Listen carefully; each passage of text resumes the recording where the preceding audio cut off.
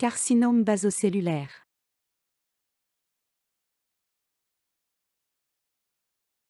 Les cancers cutanés épithéliaux ou carcinomes cutanés sont les plus fréquents des cancers humains en général et des cancers cutanés en particulier.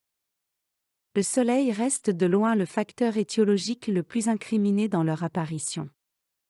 Si la grande majorité des carcinomes cutanés sont de bons pronostics, leur caractère récidivant et multiple et le fait qu'ils touchent davantage une population âgée font qu'ils représentent encore un grave problème de santé publique. On distingue deux grands types de carcinomes cutanés. Les carcinomes basocellulaires, CBC. Les plus fréquents, 2/3 des carcinomes cutanés chez le sujet immunocompétent, sont des tumeurs d'évolution lente, essentiellement locales, qui ne métastasent pour ainsi dire jamais. Les carcinomes spinocellulaires ou épidermoïdes, CE, ont une évolution locale beaucoup plus agressive et peuvent métastaser. Ils représentent 1/3 des carcinomes cutanés. Tumeur épithéliale maligne d'évolution lente essentiellement locale. Provenant du kératinocyte. S'observe chez le sujet âgé.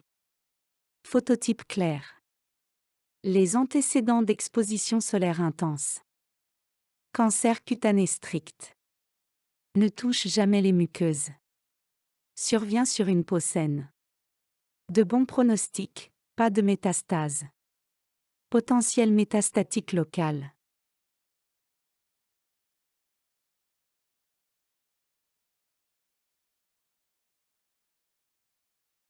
Le plus fréquent des cancers cutanés, 70%, dont la mortalité est la plus faible. Âge, après 50 ans de manière sporadique. Sujet à phototype clair. Sexe, homme égale femme. Siège de la tumeur, 80% sur zone photo-exposée, tête, cou.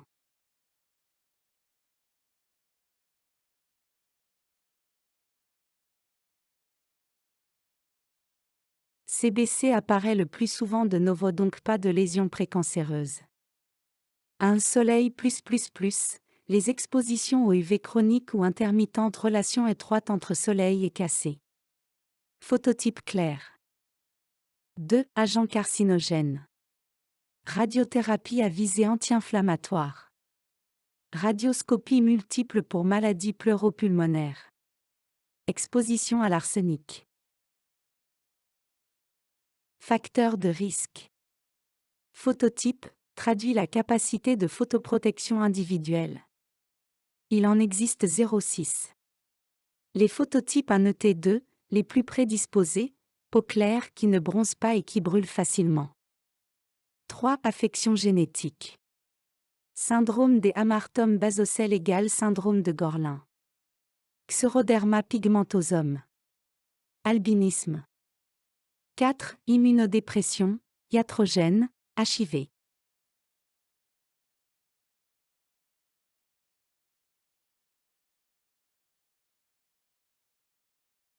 Lésion élémentaire, une lésion perlée, papule arrondie translucide et télangiectasique qui va s'étaler progressivement. 0,3 Variété anatomoclinique de gravité variable.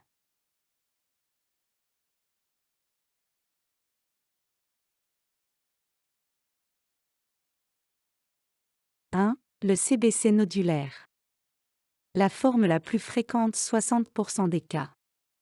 Une tumeur ferme, bien limitée, lisse, télangiectasique, typiquement perlée. Pouvant simuler une lésion kystique. Sa surface peut devenir squameuse. Siège, zone photo-exposée, 89,6%. 2. Le CBC superficiel ou pagétoïde. 10 à 25% des CBC. D'évolution très lente. Plaque érythémateuse recouverte de croutelles. Bordure nette, parfois perlée. Parfois plus que 20 cm de diamètre. Siège, tronc. Tendance à la multiplicité. 3. Le CBC sclérodermiforme. 5% des cas. Associe une intense fibrose à la prolifération tumorale. Aspect. Un placard atrophique infiltré mal limité. Sa surface est blanchâtre et ses limites imprécises. Plus fréquent sur le visage. Cette forme récidive plus souvent. Autres formes cliniques. Ces 3 formes anatomocliniques peuvent être pigmentées ou tatouées secondairement à la présence dans la tumeur de pigments mélaniques. Ulcérées bordées d'un bourrelet perlé. L'ulcération peut avoir une évolution extensive et destructrice. Topographie. Le CBC survient dans les zones photoexposées dans plus de 85% des cas. Il n'est jamais localisé sur les muqueuses.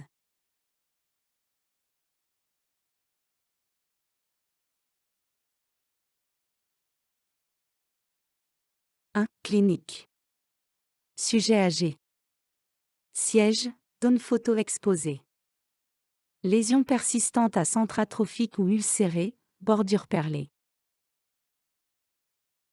2. Histologie. Amas de cellulaires constitués de petites cellules basophiles. A. Carcinome basocellulaire nodulaire. Massif ou lobule large ou travée bien circonscrite constituée de cellules basaloïdes. Leurs noyaux sont agencés en palissade en périphérie. B. Carcinome basocellulaire superficiel. Les nids tumorales intradermiques sont appendus à l'épiderme. C. Carcinome basocellulaire infiltrant. Pouvant atteindre l'hypoderme. D. Carcinome basocellulaire sclérodermiforme. Un stroma très scléreux.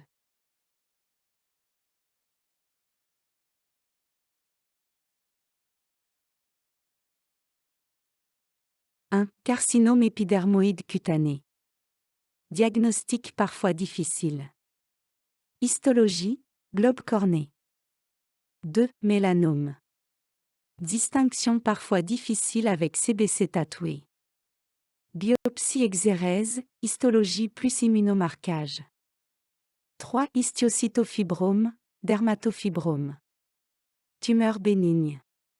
Nodule ferme indolore lisse. Couleur variable, rose, brun. Femme. Membre inférieur. 4. Kératoacanthomes. Papule qui se creuse d'un cratère central recouvert d'un bouchon corné. Disparition spontanée. 5. Plaque de Morphée. Se pose avec le CBC sclérodermiforme. 6. Maladie de Bowen. Lésion discoïde.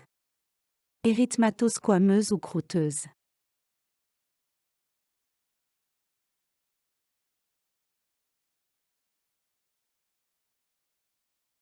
Sans traitement, progression lentement. Double de taille chaque année. Destruction tissulaire importante. Traité. Risque de récidive. Formes évolutives particulières. CBC multiple. CBC térébrant. CBC métastatique. Pronostic. Plus de 90% de guérison. Potentiel malin purement local. Récidive volontiers. 4 éléments du pronostic. Siège de la tumeur. CBC ulcéreux des fentes embryonnaires, récidive fréquent. Infiltration précoce. Niveau d'invasion. CBC dépassant le plan dermique, récidive. Antériorité d'un autre CBC. 20% de risque d'un second CBC dans un délai de 18 mois. Facteurs liés à l'hôte. CBC avant 35 ans, plus agressif. Immunodépression, tare génétique, multiplication de tumeurs. Qualité du traitement antérieur. Carcinome intraépithélial ou carcinome in situ ou maladie de Bowen. Au niveau cutané. Une lésion le plus souvent unique. Aspect. Une lésion érythémateuse plus ou moins pigmentée et croûteuse toujours bien limitée. À la muqueuse génitale. Une infection par papillomavirus humain oncogène. Lésion unique, plane et peu infiltrée, elle est souvent rosée et parcourue de plages pigmentées. Chez l'homme, lésion érythémateuse du gland. Érythroplasie de Kera.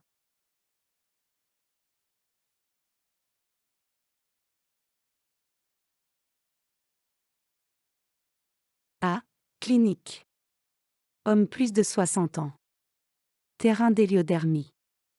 Kératose actinique qui évolue vers une tumeur ulcéro-bourgeonnante. B. Histologie, diagnostic de certitude.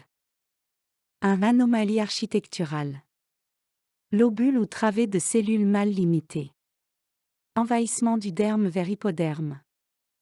2. Anomalie cytologique. Grand kératinocyte éosinophile. Atypie cytonucléoplasmique. Différenciation kératinocytaire égale globe corné.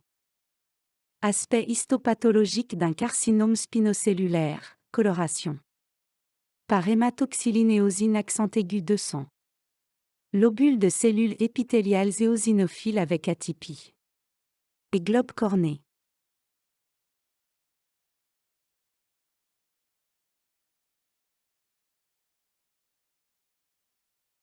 Un kératoacanthome.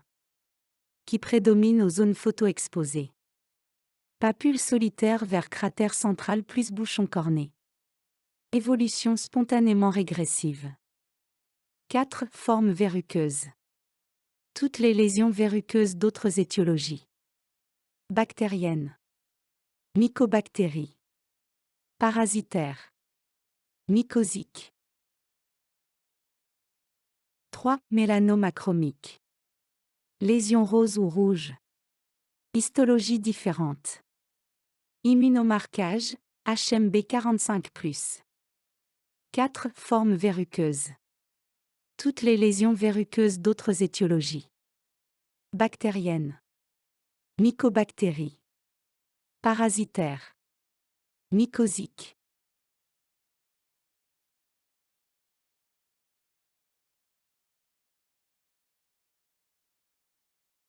En l'absence de TRT, le CEC est considéré comme un carcinome agressif, évoluant vers la dissémination métastatique puis la mort.